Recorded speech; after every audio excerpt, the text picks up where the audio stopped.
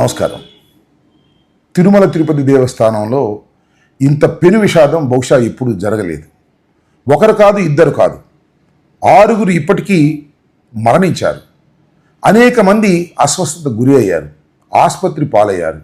ఆసుపత్రిలో కూడా సరి అయినటువంటి వైద్యం అందటం లేదని ప్రజలు గగ్గోలు పెడుతున్నటువంటి సందర్భం. తిరుమల తిరుపతి దేవస్థానానికి రద్దీ ఏమీ కొత్త కాదు. దినదినం రద్దీ పెరుగుతూ ఉంది. ప్రతి సంవత్సరం భక్తులు విపరీతంగా పెరుగుతూ ఉన్నారు, దర్శనానికి వస్తున్నారు.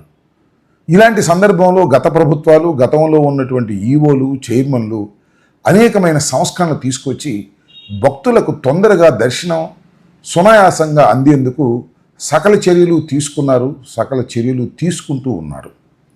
అయితే ఇక్కడ గమనించవలసినటువంటి అంశం ఏమిటయ్యా అంటే, వైకుంఠ ఏకాదశి సందర్భంగా వైకుంఠ ద్వార దర్శనానికి చాలా ప్రాముఖ్యత ఉంది. చాలా పవిత్రమైనటువంటి దర్శనము అది అని భక్తులు భావిస్తారు. అందువల్ల ఆ రోజున వైకుంఠ దర్శనానికి పెద్ద ఎత్తున ప్రజలు తరలి వచ్చేటటువంటి కార్యక్రమం కనిపిస్తూ ఉంది. గతంలో కూడా చాలా రికమెండేషన్లు కూడా ఉంటాయి. వైకుంఠ ఏకాదశి సందర్భంగా వైకుంఠ ద్వార దర్శనానికి మమ్మల్ని తీసుకువెళ్ళండి అని మేము మంత్రులుగాను శాసనసభ్యులుగాను ఉన్నప్పుడు మా మీద చాలా ఒత్తిడి ఉండేది. నాకు బాగా గుర్తు, నేను శాసనసభ్యుడిగా ఉన్నప్పుడు లెటర్ రాసి పంపిస్తాను, ధర్మారెడ్డి గారు మీరు ఒక 5 దర్శనం ఇవ్వండి అంటే నిర్మోహమాటంగా చెప్పాడు, మీరు వస్తే తప్ప లెటర్కు నేను దర్శనాలు ఇవ్వను, ఇది చాలా రద్దీ సమయం, ఇది మాకు చాలా టెన్షన్తో కూడుకున్నటువంటి అంశం అని ఖరాఖండిగా చెప్పారు. మంత్రిగా ఉన్నప్పుడు కూడా నేను స్వయంగా వస్తే తప్ప దర్శనానికి ఎలవ్ చేయను అని ఆ రోజు ధర్మారెడ్డి గారు చెప్పినటువంటి మాట నాకు ఈరోజు గుర్తొస్తుంది. నిజంగా వైకుంఠ ఏకాదశి సందర్భంగా జరిగేటటువంటి దర్శనాల సందర్భంగా ఈవోకి కానీ జేఈఓకి కానీ అక్కడ ఉన్నటువంటి స్టాఫ్కి కానీ చాలా ఒత్తిడి ఉంటుంది, చాలా ఇబ్బంది పాలయ్యేటటువంటి పరిస్థితి ఉన్నప్పటికీ కూడా చాలా స్ట్రిక్ట్గా వ్యవహరిస్తే తప్ప దాని నుంచి వారు బయటకు రాలేరు. ఇది వాస్తవంగా ఉన్నటువంటి పరిస్థితి. మరి ఈరోజు ఎప్పుడూ జరగని సంఘటన, ఎప్పుడూ ఒత్తిడి లేనటువంటి పరిస్థితులు, ఎప్పుడూ తొక్కిసలాట జరగని పరిస్థితులు, మరి వాళ్ళు ఎందుకు జరిగాయి? దీనికి బాధ్యులెవరు? 6 నిండు ప్రాణాలు గాలిలో కలిసిపోయాయి. వైకుంఠ ఏకాదశి సందర్భంగా దర్శనం చేసుకోవాలని వచ్చినటువంటి భక్తులు సరాసరి వైకుంఠానికే వెళ్ళిపోయినటువంటి దుర్ఘటన నిజంగా చాలా బాధిస్తుంది. అది కూడా పవిత్రమైన స్థలంలో. తిరుమల తిరుపతి దేవస్థానం అనేది మన ఆంధ్రప్రదేశ్లో ఉండటం అనేది మనకు చాలా గర్వకారణం, మన అదృష్టంగా మనం భావిస్తూ ఉన్నాం. దాన్ని చాలా పవిత్రమైనటువంటి ప్రాంతంగా, పవిత్రమైనటువంటి స్థలంగా మనం అందరం భావిస్తాం. దాన్ని అలాగే చూసుకుంటూ వచ్చారు గత ప్రభుత్వాలు కూడా. మరి ఈరోజు ఎందుకు ఈ రకమైనటువంటి దుర్ఘటన జరిగింది అంటే దీనికి బాధ్యులు ఎవరు? దీనికి ప్రభుత్వం వైఫల్యం కాదా? దీనికి టీటీడీ బోర్డు బాధ్యత వహించవలసినటువంటి అవసరం లేదా అనేది ఇక్కడ ప్రశ్న. నేను ఒక విషయాన్ని ఇక్కడ గుర్తు చేస్తాను. ఇవాళ టీటీడీ బోర్డు భక్తులకు మంచి సౌకర్యాలు కల్పించాలి, తిరుమల తిరుపతి దేవస్థాన పవిత్రతను కాపాడాలి అనేటువంటి ధ్యేయంతో ఉందా అనే ప్రశ్నకు నేను చెబుతున్నాను, అలా లేదు. ఇవాళ ఎలా ఉంది అని మీరు అడగొచ్చు. ఎలా ఉందంటే, కక్ష సాధించటానికి తిరుపతిని కేంద్రంగా చేసుకోవాలి అనేటువంటి ఉద్దేశంతో ఇవాళ ఈ ప్రభుత్వం నడుస్తున్నది. పాలన మీద దృష్టి పెట్టలేదు. ఒక విషయాన్ని చెప్తానండి, బిఆర్ నాయుడు గారిని చైర్మన్గా వేశారు. ఏ క్వాలిఫికేషన్ మీద వేశారు? ఎస్, ఆయనకున్న క్వాలిఫికేషన్ ఒక్కటే.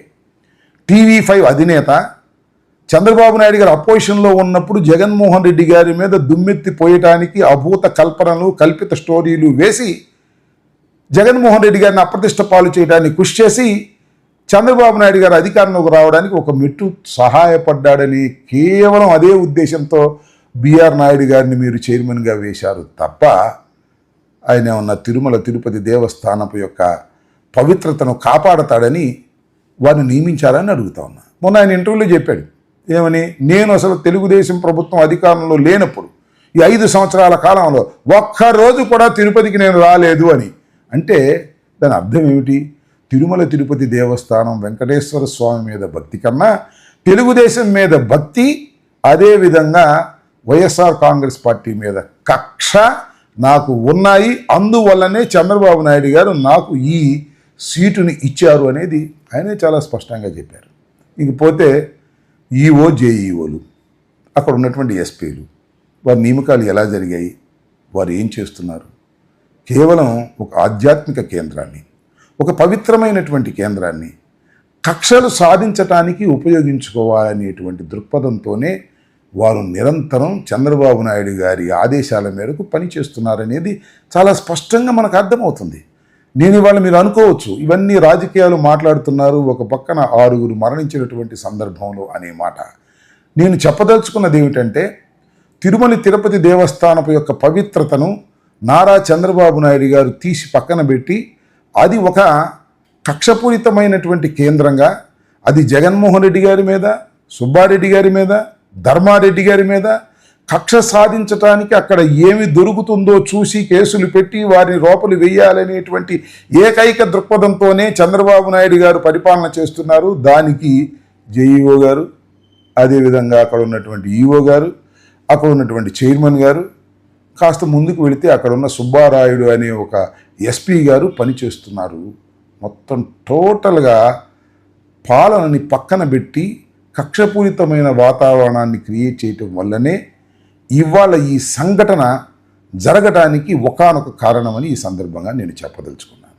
అంతేకాదు ఇంకొక విషయం, నాకు శ్రీనివాసరాజు గారిని తెలుగుదేశం ప్రభుత్వంలో జేఈఓగా పనిచేశారు. ఆయన స్టేట్మెంట్ నేను చూశాను.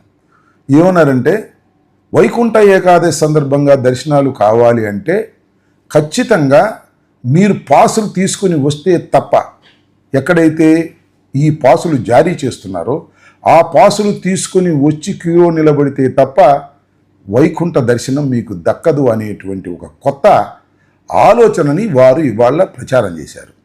జనరల్గా ఏం జరుగుతుందంటే క్యూలో నిలబడ్డ వారందరికీ కూడా వైకుంఠ దర్శనం కూడా చేస్తారు. ఆ రోజు కూడా దర్శనం ఉంటుంది పూర్వం. కానీ కొత్తగా వచ్చినటువంటి ఈ పాలక మండలి అసలు అలా కుదరదు, మీరు టోకెన్స్ తీసుకోవాల్సిందే అన్నప్పుడే 1,20,000 టోకెన్లు వారు ఇష్యూ చేయడానికి సిద్ధపడ్డప్పుడు టోకెన్ల దగ్గర జరిగినటువంటి ఒత్తిడి, సహజంగా ఒత్తిడి జరుగుతుందని తెలుసు కదా, ఎందుకు పోలీసు వారు నిర్లక్ష్యం చేశారు? ఎందుకు సరైన బందోబస్తు పెట్టలేదు? ఎందుకు ఆ నిర్లక్ష్యం?